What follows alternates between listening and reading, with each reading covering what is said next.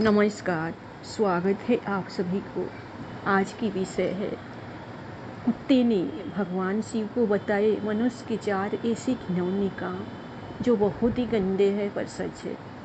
एक बार एक वफादार कुत्ते की मृत्यु हो जाती है और वह भगवान शिव के दरबार में पहुंच जाता है। भगवान शिव ने उस कुत्ते से कहा, हे स्वान, तुमने कुत्ते के शरीर में होते हुए भी कभी किसी को नहीं सताया, हमेशा मालिक की वफादारी की, और जो वफादार होते हैं वह मुझे अत्यंत ही प्रिय होते हैं। मैं चाहता हूँ कि अब की बार मैं तुम्हें मनुष्य के रूप में पृथ्वी लोक पर भेजूँ, जिससे तुम मनुष्य के रूप में पृथ्वी पर सुख भोग सको, क्योंकि मनुष्य योनि की सबसे श्रेष्ठ है, जिसे पाने के लिए देवता भी तरसते हैं। भगवान शिव की बात सुनकर उस कुत्ते ने कहा, हे प्रभु, आप चाहे मुझे किसी भी रूप में पृथ्वी लोक पर भेज दीजिए, मगर मनुष्य रूप में कभी भी मत भेजना। भगवान शिव ने कहा, आखिर तुम ऐसा क्यों कह रहे हो? तो कुत्ते ने कहा, हे प्रभु, मैंने मनुष्य को कुछ ऐसे घिनौने काम करते हुए देखा है जो बहुत ही गंदे हैं। भगवान शिव ने कहा, यदि यह सत्य है तो हम भी जानना चाहते हैं कि तुमने मनुष्य को ऐसे कौन से काम करते हुए देखा है जो बहुत ही गंदे हैं, जिसकी वजह से तुम्हें मनुष्य योनि में घृणा हो गई है। फिर उस कुत्ते ने कहा, हे प्रभु, यदि आप जानना ही चाहते हैं तो सुनिए। एक समय की बात है, एक पंडित जी काशी में विद्या अध्ययन करने के लिए गए। उन्होंने 12 बरस तक पढ़ाई की। जब उन्होंने सब कुछ पढ़ लिया तो पढ़ने के बाद वो वापस अपने घर पर लौट आए और अपने पिताजी से कहा कि पिताजी, मैं सब कुछ पढ़कर आया हूँ, मुझे सब कुछ याद है, आप मुझे कोई भी प्रश्न पूछ लीजिए, मैं उसका उत्तर तुरंत दे दूंगा। पिताजी कहने लगे कि ठीक है बेटा, जब सब कुछ तुम्हें याद है तो मेरे एक छोटे से प्रश्न का उत्तर दे दो। पंडित जी ने कहा, ठीक है पिताजी, पूछिए। तो पिताजी ने पूछा, मुझे सिर्फ इतना बताओ कि पाप के बाप का नाम क्या है। फिर पंडित जी ने सोचा कि पाप का बाप, यह तो मैंने कहीं भी नहीं पढ़ा। तो किताबें मैंने पढ़ी थी, उनमें तो मैंने कहीं नहीं देखा। फिर पंडित जी रात भर किताबें पढ़ते रहे, परंतु पाप के बाप का नाम उन्हें नहीं मिला। पंडित जी के पिताजी कहने लगे कि जब तुम्हें पाप के बाप का नाम मालूम नहीं तो तुमने क्या खाक पढ़ाई की है। अपने पिता की बात सुनकर पंडित जी ने कहा, आखिर मैं ब्राह्मण का बेटा हूँ, आप चिंता न करें, मैं पाप के बाप का नाम ढूंढ कर ही वापस आऊँगा, चाहे मुझे 12 बरस और क्यों ना बीत जाए। अपने पिता जी से इतना कहकर पंडित जी पुनः काशी के लिए रवाना हो गए। फिर कुत्ते ने कहा, हे प्रभु, जब पंडित जी घर से काशी के लिए रवाना हो गए तो रास्ते में उन्हें बहुत तेज प्यास लगने लगी। उन्हें पास ही एक घर दिखाई देता है, तो पंडित जी उस घर में जाते हैं और वहाँ जा कर के कहते हैं, मुझे बहुत ज़ोर से प्यास लगी है, अगर कोई हो तो मुझे पानी पिलाए। तो उस घर से एक स्त्री निकलती है और पंडित जी को पानी पिलाती है। पंडित जी पानी पीते हैं और पानी पीने के बाद उस औरत से पूछते हैं कि यह घर किसका है। वह स्त्री कहती है, पंडित जी, आपको यह बात तो पानी पीने से पहले ही पूछनी चाहिए थी कि यह घर किसका है। आपने पानी तो पी लिया है और अब आप पूछ रहे हैं कि यह घर किसका है। तो सुन लो पंडित जी, यह घर वेश्या का है और मैं एक वेश्या हूँ। पंडित जी ने जैसे ही वेश्या का नाम सुना तो उन्होंने एकदम से अपने कान पकड़ लिए और कहने लगे, शांतम पापम शांतम पापम, मेरे द्वारा पाप हो गया, मैंने एक वेश्या के घर का पानी पी लिया, अरे पाप का बाप तो मिला नहीं, पाप और हो गया। वेश्या कहने लगी, पंडित जी, आप आगे कहाँ जा रहे हैं। फिर पंडित जी ने वेश्या को सारी बात बताई और कहा कि मैं पाप के बाप का नाम ढूंढने जा रहा हूँ जो मुझे काशी में मिलेगा, इसलिए मैं दोबारा काशी में पढ़ने जा रहा हूँ।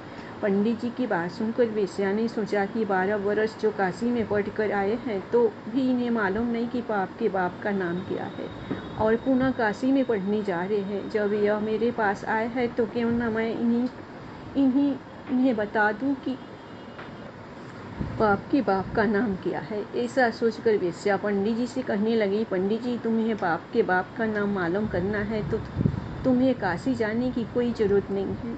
पाप के बाप का नाम तो तुम्हें मैं ही बता सकती हूँ।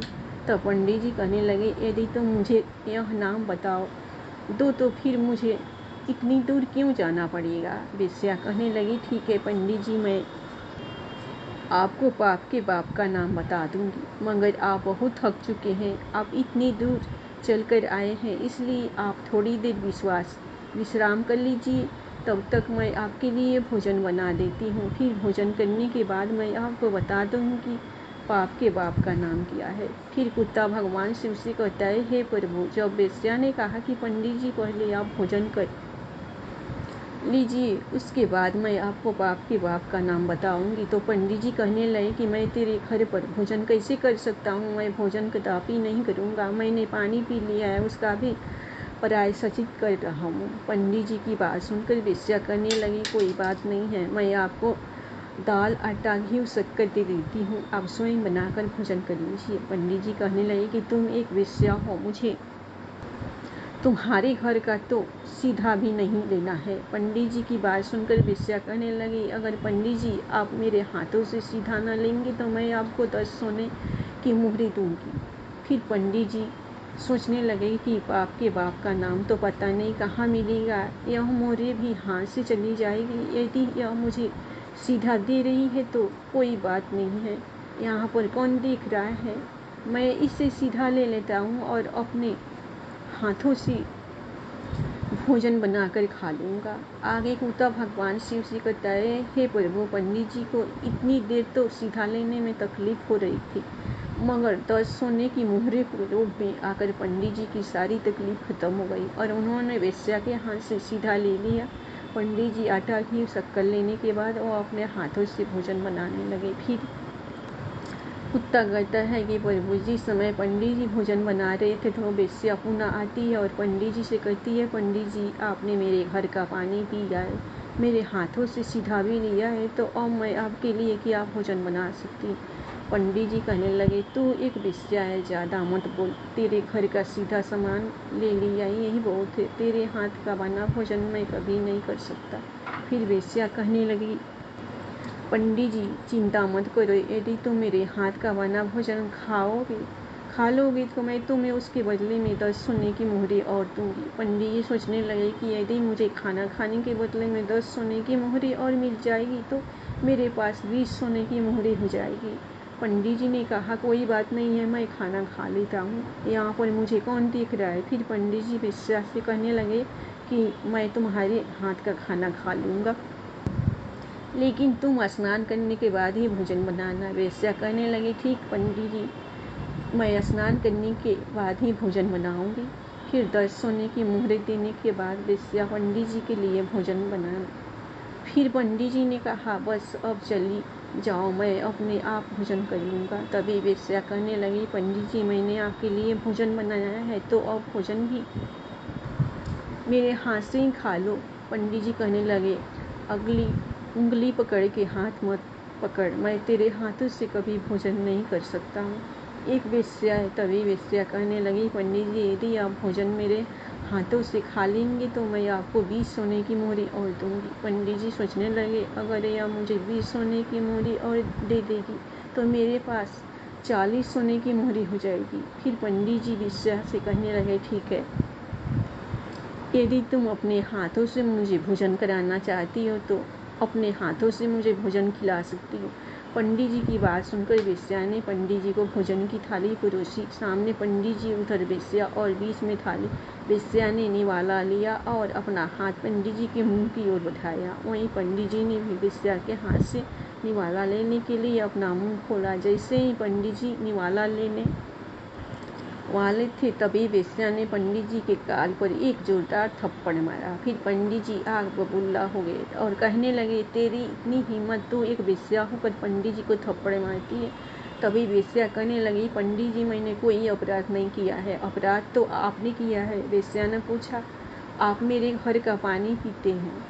पंडित जी ने कहा, नहीं। वेश्या ने कहा, आप मेरे घर का सीधा लेते हैं, आप मेरे हाथ से बनाया भोजन करते हैं और आप मेरे हाथों से भोजन भी करते हैं। जब आप एक वेश्या के यहाँ पर कोई काम नहीं कर सकते तो फिर आप यह सब करने के लिए तैयार क्यों हुए? पंडित जी कहने लगे, तेरे प्रेम के कारण। तो वेश्या कहने लगी, प्रेम के कारण नहीं, जो कहिए लोभ के कारण।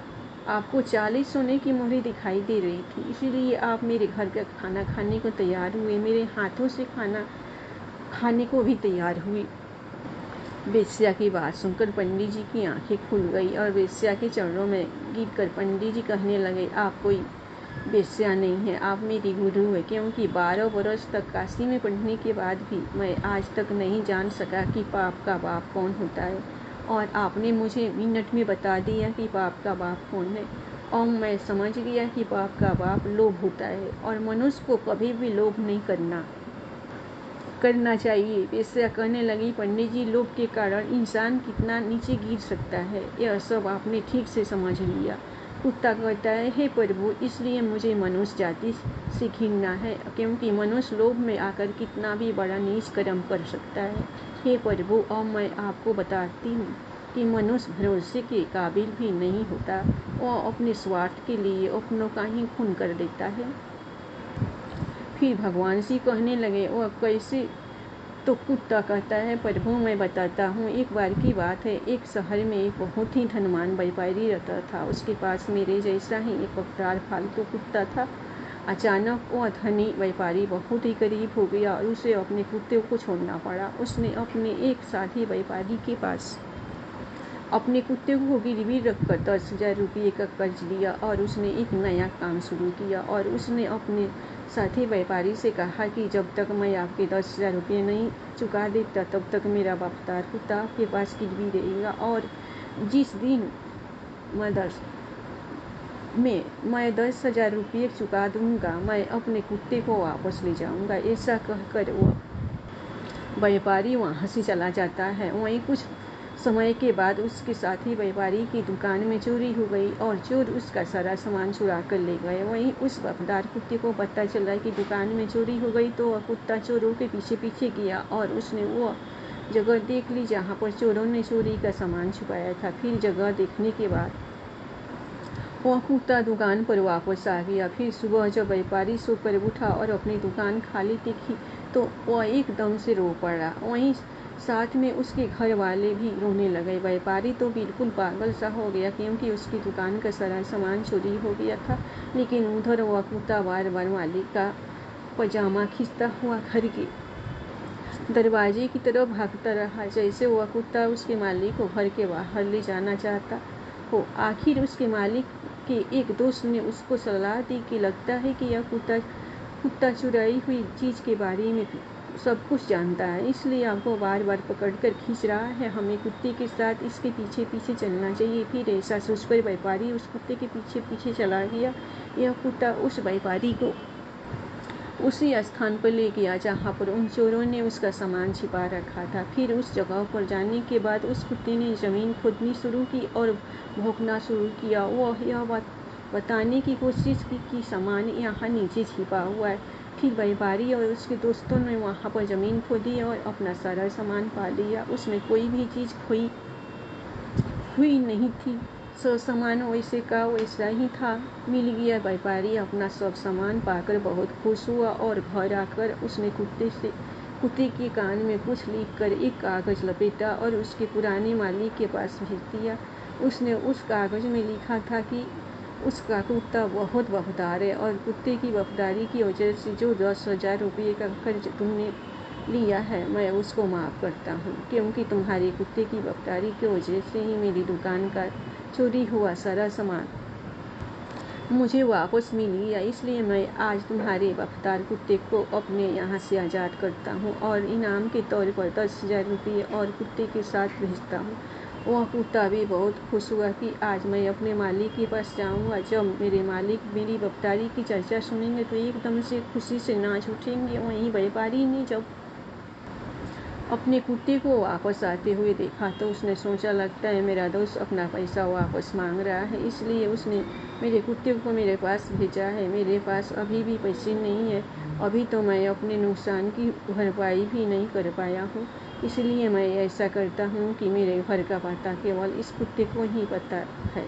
यदि मैं इस कुत्ते को ही मार दूंगा तो फिर वह व्यापारी मेरे घर तक अपना कर्ज लेने के लिए कभी भी नहीं पहुंच पाएगा। ऐसा सोचकर वह व्यापारी अपने वफादार कुत्ते की तरफ तलवार लेकर दौड़ता है और कुत्ते की गर्दन को काट देता है, जिससे वह कुत्ता वहीं पर मर जाता है। कुत्ते के मर जाने के बाद कुत्ते के कान में एक कागज नीचे गिरता है। उस कागज को पढ़कर उस व्यापारी को बहुत बड़ा दुख होता है। कुत्ता कहता है, हे प्रभु, मैं इसलिए मनुष्य जाति से घृणा करता हूँ कि मनुष्य अपने स्वार्थ के लिए किसी भी हद तक गिर सकता है। वह अपने स्वार्थ में आकर अपनों का ही खून कर देता है। कुत्ता फिर आगे कहता है, हे प्रभु, मैंने जो भी घटनाएं और देखी है मैं उनको संक्षेप में आपको बताता हूँ। हे प्रभु, मनुष्य विश्वासघाती होता है, लालची होता है, स्वार्थी होता है, चरित्रहीन होता है, जो अपनी स्त्री होते हुए भी पराई स्त्री के चक्कर में फंसा रहता है, अतिथि का अनादर करने वाला होता है, स्त्रियों का अपमान करने वाला होता है, निर्दोष को दोष लगाने वाला होता है। अतः मैं कह सकता हूँ कि मनुष्य वो सारे नीच कर्म करता है जो नरक के द्वार खुलते हैं। फिर भगवान शिव कहते हैं, हे स्वान, तुम ठीक कहते हो, परंतु सभी मनुष्य एक जैसे नहीं होते हैं। अब मैं तुम्हें एक छोटी सी कहानी सुनाता हूँ। एक समय की बात है, एक बहुत ही बलवान और दानी राजा था जो अपने राज्य के गरीब लोगों को सोना दान करता था। वह राजा बहुत जल्दी उठकर उसके महल के दरवाजे के पास खड़े गरीबियों को सोना बांटता था ताकि वह उनकी जरूरतों को पूरा कर सके। भगवान शिव आगे कहते हैं, स्वान, एक रात एक किसान राजा के महल के पास आया और दीवार से चिपक कर छुप गया। उस किसान ने सोचा कि वह रात भर महल के दरवाजे के पास रहेगा और फिर सुबह राजा से सोना पाने के लिए लाइन में सबसे आगे लग जाएगा, क्योंकि किसान ने सोचा कि अगर वह सबसे पहले जाएगा तो राजा उसको सबसे ज़्यादा सोना देगा और फिर उसकी गरीबी मिट जाएगी। लेकिन जब राजा के महल के एक चौकीदार ने उस किसान को रात्रि को महल के दरवाजे के पास में छुपा हुआ देखा तो चौकीदार ने सोचा कि यह कोई चोर है जो राजा के महल में रात को चोरी करने के लिए आया है। ऐसा सोचकर उस चौकीदार ने उस किसान को पकड़ लिया और उसे महल के नीचे कैद खाने में बंद कर दिया। फिर अगली सुबह पिछली रात का किस्सा सुनकर राजा ने कैद खाने में बंद किसान से बातें करने की ठानी। फिर राजा ने उस कैद खाने में प्रवेश किया और उस किसान से पूछा, तुम मेरे महल में चोरी क्यों करना चाहते थे, जबकि तुम्हें अपने आप को भोजन और कपड़े दिलवाने के लिए सिर्फ मुझसे सोना मांगना था। क्या तुम्हें पता नहीं कि मैं तुम्हें यह सोना खुशी के दान कर देता। राजा की बात सुनकर वह गरीब किसान कहने लगा, हे राजन, मैं कोई चोर नहीं हूँ। मैं एक किसान हूँ जो बुरे समय से गुजर रहा हूँ और मुझे पैसों की ज़रूरत है। मैं एक ज़माने में एक अच्छा व्यापारी था जो बहुत दान पुण्य करता था, लेकिन फिर अकाल पड़ गया और चोरों ने मेरे मवेशियों को चुरा लिया। किसान आगे कहता है, हे महाराज, मैं आपके महल में चोरी करने नहीं आया था। मैं रात में तो इसलिए आया था कि किसी तरह सुबह सबसे पहले मैं लाइन में लग जाऊंगा और जब आप सोना बांटेंगे तो सबसे पहले मुझे मिल जाएगा। राजमहल महाराज, मैं जो भी कह रहा हूँ वह सच कह रहा हूँ। किसान की बात राजा के दिल को छू गई और उसने अपने सिपाहियों को उस किसान को कैद खाने से छोड़ने का हुक्म दिया। फिर राजा ने उस किसान को 50 सोने की मुहरें दी जिससे वह अपनी ज़िंदगी बना सके। फिर किसान ने राजा को धन्यवाद दिया और अपना सोना लेकर अपने घर चला गया। लेकिन किसान उन 50 सोने की मुहरों से भी संतुष्ट नहीं था। हर रात को वह महल के दरवाजे के पास इंतजार करना था और हर रात को महल के दरवाजे के पास आकर सुबह होने का इंतजार करता था और हर सुबह राजा आता था और उसे 20 सोने की मोहरें प्रदान करता था। इस प्रकार 20 सोने की मोहरें वह कई दिनों तक प्राप्त करता रहा। आखिरकार राजा ने किसान से एक दिन पूछ लिया कि जब मैंने तुम्हें इतना सारा सोना दिया है तो तुम रोजाना मेरे महल में क्यों आते हो, क्योंकि मैं जानता हूँ कि मैं तुम्हें इतना सोना दे चुका हूँ कि अब तुम गरीब या भूखे नहीं हो। फिर किसान कहता है, हे महाराज, मैं आपके जैसा बनना चाहता हूँ। राजा कहने लगा, यदि तुम मेरे जैसा बन जाओगे तो क्या तुम इस राज्य के गरीबों की मदद करोगे? किसान ने कहा, हे राजन, यदि मैं आप जैसा बन जाऊंगा तो मैं इस राज्य की गरीबी को मिटा दूंगा। उस किसान की बातों से प्रभावित होकर राजा ने अपना आधा राज्य उस किसान को दे दिया और उसे आधा धन भी दे दिया। फिर राजा ने कहा, लेकिन तुम्हें वादा करना होगा कि तुम हमेशा उन लोगों की मदद करोगे जिन्हें तुम्हारी मदद की ज़रूरत होगी। फिर किसान ने राजा की बात मान ली और राजा ने अपना आधा राज्य और आधा उस किसान को दे दिया। भगवान शिव कहते हैं, हे स्वान, इस प्रकार कई साल गुजर गए और वह किसान बहुत धनवान हो गया। उसने राजा के द्वारा प्राप्त धन से बहुत सारा धन एकत्रित कर लिया और फिर उस राजा से भी ज़्यादा उस राज्य के गरीबों में वह धन को बांटने लगा। फिर राजा किसान के बारे में यह सुनकर बहुत खुश हुआ कि वह गरीबों की मदद करता है। उसे पता था कि दूसरों को देने में ही दुनिया का सबसे बड़ा सुख है और किसान ने भी यही सबक अच्छी तरह से सीख लिया था कि वह भी अपना धन और अपनी खुशियाँ दूसरों के साथ बांटेगा। फिर किसान और राजा ने दोनों ने मिलकर अपने राज्य से पूरी तरह गरीबी का अंत कर दिया और प्रजा सुखपूर्वक जीवन जीने लगी। फिर भगवान शिव कहते हैं, स्वान, इस कहानी से साफ हो जाता है कि संसार में सारे मनुष्य एक जैसे नहीं होते। जो जैसा कर्म करता है उसे वैसा ही फल प्राप्त होता है। फिर कुत्ता बोला, ठीक है प्रभु, आप मुझे जो भी रूप देंगे वह मुझे स्वीकार कर दिया था। सबसे छोटे पुत्र की पत्नी उन्नी। फिर भगवान शिव ने उस कुत्ते को मनुष्य रूप में पृथ्वी पर भेजा। धन्यवाद। आप लोगों को ये कहानी पसंद आए तो आप लोग भगवान शिव